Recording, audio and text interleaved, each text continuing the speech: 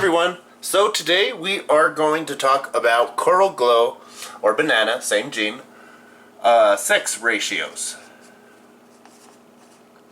What I mean by that is we're going to talk about male makers, female makers, and how it works. So basically, start out with this. Male is going to be an XY chromosome, just like in humans. A female is going to be XX. So, I mean, if you don't already know what that is, it's on the left and right chromosome, the female is always going to be X and X, and that's what determines a female. A male is an X, has an X on one chromosome and a Y on the other. They drop one chromosome to determine the sex of what their offspring will be. So, basically right now, if this is your most common thing, it's going to be a male maker coral glow ball python.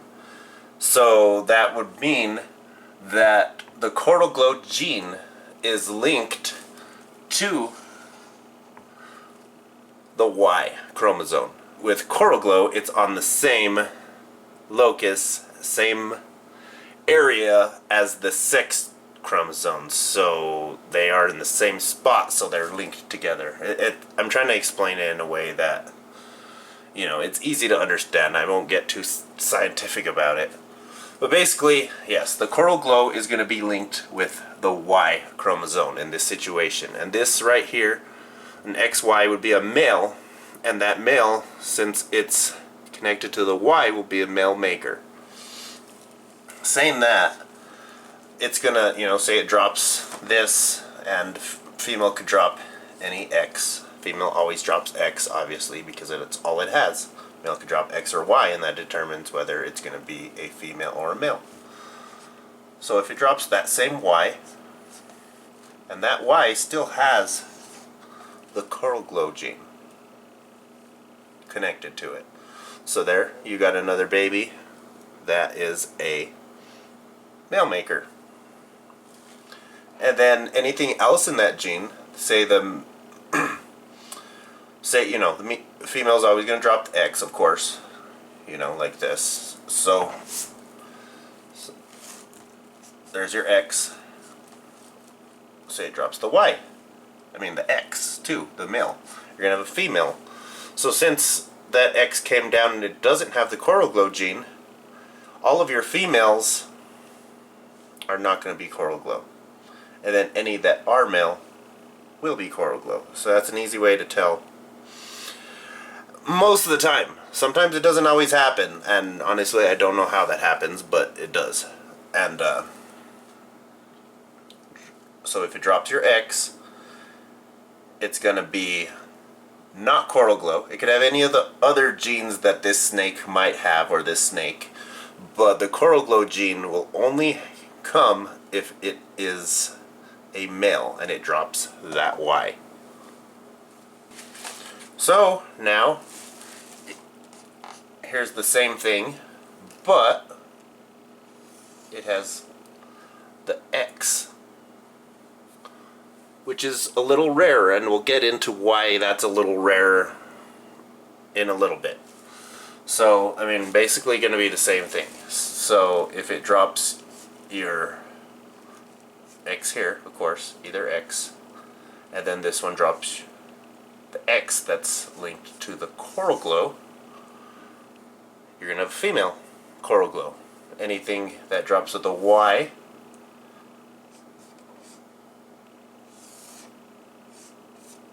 will not have the coral glow, because the father doesn't have it linked to the Y, it's linked to the X. Right? So these are going to be your normals. These here are going to be your coral glows. Okay, so now let's do it on the female side.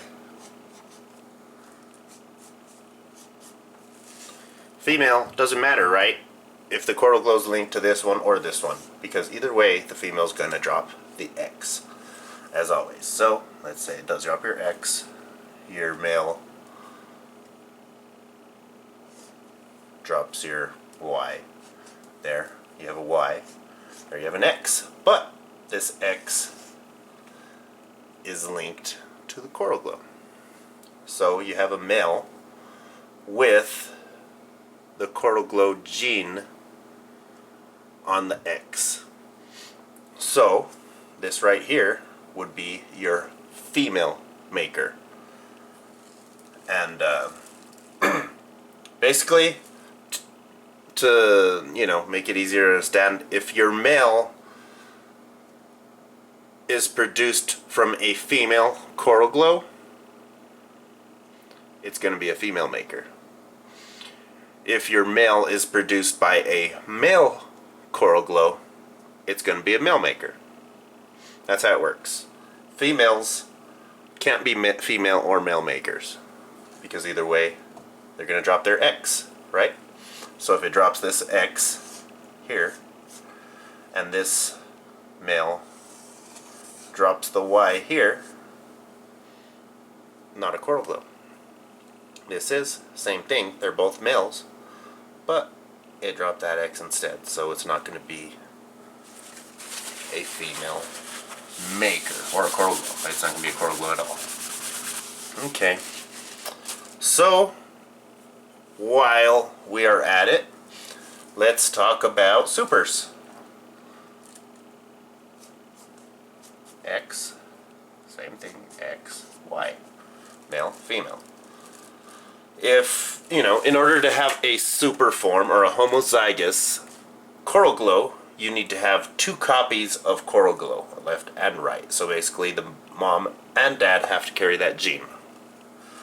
So let's say it carries it on the X, and that one carries it on the Y. This one drops this one drops this, you're going to have the X and Y. And that's going to be your super. They're going to both have the Coral Glow gene. So then, if this has it on the Y, the dad has it on the Y, every super you get is going to be determined on if the male is a female maker or a male maker.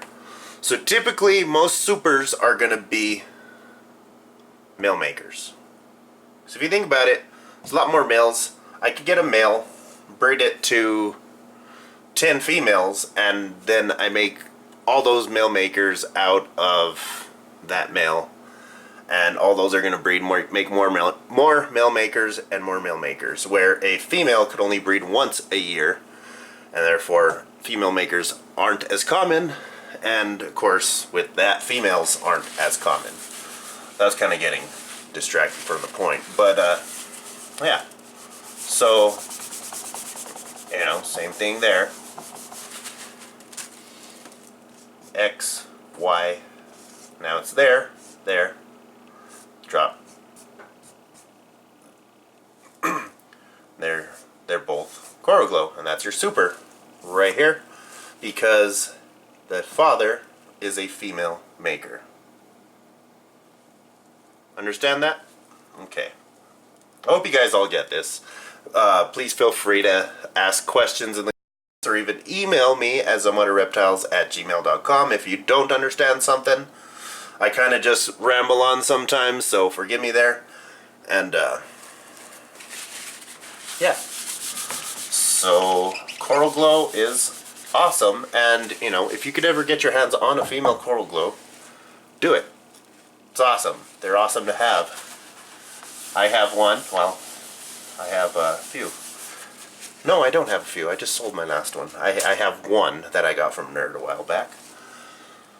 But yeah, that's basically how it works. It's pretty simple when you think about it, actually linked to the sex ratio, and I find it easier to see it in a picture when I see stuff, so that's why I'm doing it this way for you guys. So yeah, male, female, always going to be linked to your X or Y, and that's what determines if it's a female maker or a male maker.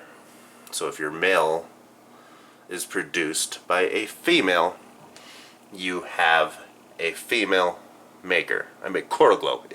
If it's not a Coral Glow, that has nothing to do with it. If your male coral glow is produced by a male coral glow, it's going to be a male maker. Pretty simple, right? Supers. Well, I guess we could go from there too now. So I'm sure you guys get the gist of it, but here's your super coral glow, right?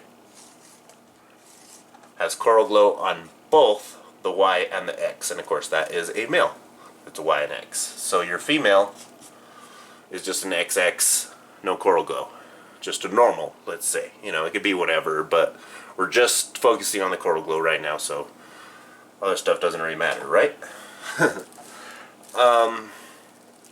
So basically, whatever the male drops, it's gonna basically be a normal clutch, because of course the male is always gonna drop one of these, right? So you're gonna have 100% coral glows in that clutch, just like with any super form. If you have a super or homozygous form or recessive, it's always gonna carry that gene onto the babies, because it could only drop one of these two, and they both carry the gene, so therefore you will never get a normal. So yeah, that's gonna drop its X always. If you have, you're gonna have your X, or you're gonna have your Y. If you have your female, it's always gonna drop the X. Dad determines. So really, when it gets to supers, it's not. It's gonna produce whatever it produces. It's not gonna be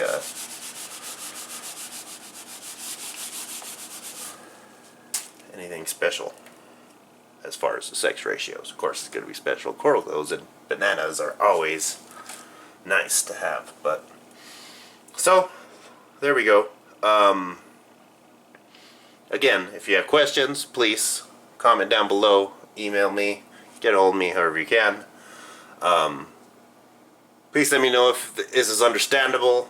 I kind of just went real quick, had this in my head, and decided to throw it out there. But yeah, thank you guys for watching. Please like, subscribe, comment. And as always, spread the herps.